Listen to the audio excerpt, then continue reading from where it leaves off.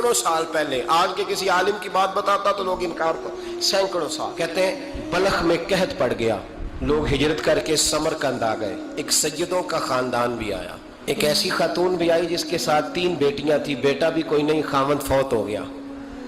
مسجد کے ساتھ مہمان خانے بنے ہوتے تھے، وہاں اس نے بچوں کو ٹھہرایا اور نکلی سمرقند میں کہ کوئی آدمی مل جائے اور اس سے کہوں کہ تھوڑی سی مدد ہو۔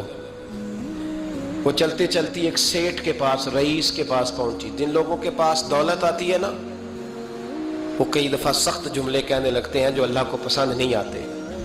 وہ سیٹھ کے پاس گئی تو جا کے کہنے لگی میں غریب ہوں، پریشان ہوں، بلخ میں قحط ہے، سارا زمانہ جانتا ہے، تو میں اس لیے سمرقند آئی ہوں، بیٹیوں کا ساتھ ہے، نہ رہنے کو جگہ ہے، نہ کھانے کو روٹی ہے، نہ پہننے کو کپڑا ہے، مہربانی کر تھوڑی مدد کر۔ کہنے لگا ہو کون؟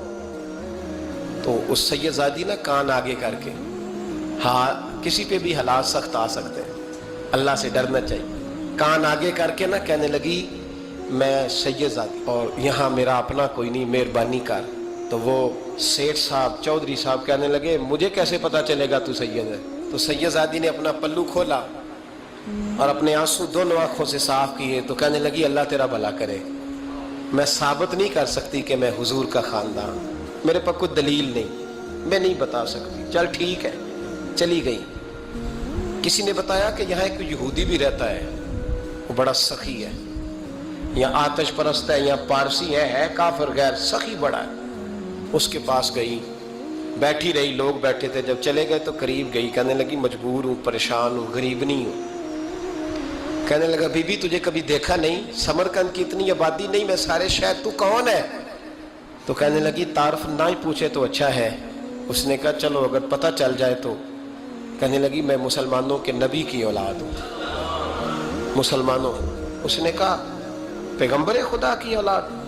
اٹھ کے کھڑا ہو گیا، بی بی کو ساتھ لیا، گھر گیا، کہنے لگا جو صاف ستھرا کمرہ ہے نا اسے پھر دھو ڈالو، ایک دفعہ پھر دھو ڈالو۔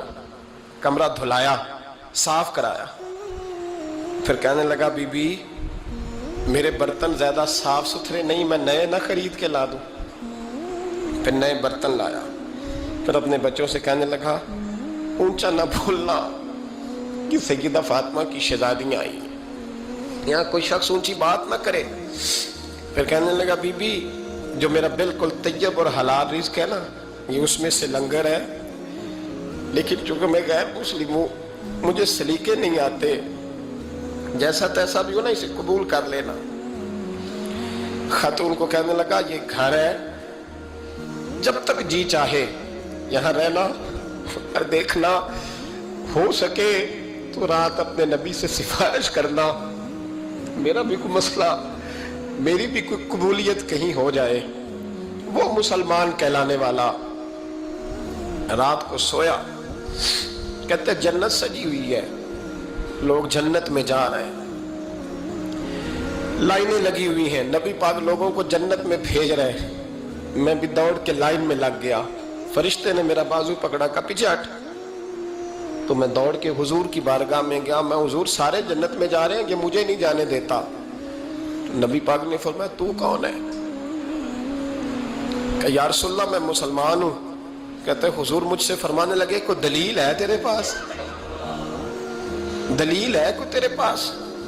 میں چپ کر گیا، فرمایا میری بیٹی تیرے دروازے پر آ ہی گئی تھی تو دلیلیں پوچھنے لگ گیا تھا۔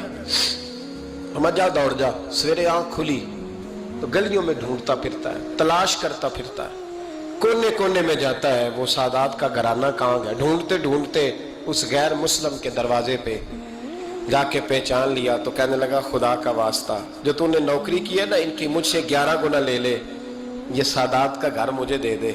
تو کہنے لگا کل تو آتا تو شاید بات اور ہوتی، آج بات اور ہے۔ اس نے کہا مہربانی کر، کہا نہیں کل تو آتا تو معاملہ اور تھا، آج معاملہ آج اور ہے، رنگ بدل گیا ہے، حالات تبدیل ہو گئے ہیں، اب تو دیکھ تاک کے آیا، جا دوڑ جا۔ کہنے لگا نہیں مہربانی کر، دے دے، تو غیر مسلم میں تیرا کیا تعلق؟ کہنے لگا چپ کر، غیر مسلم میں کل تک تھا، کل سے سیدوں سے پیار کیا ہے تو میرے حالات سنور گئے ہیں، وہ جو نظارے تو نے رات خواب میں دیکھے ہیں میں نے جاگتی آنکھوں سے دیکھے ہیں، میں نے جاگتی آنکھوں سے۔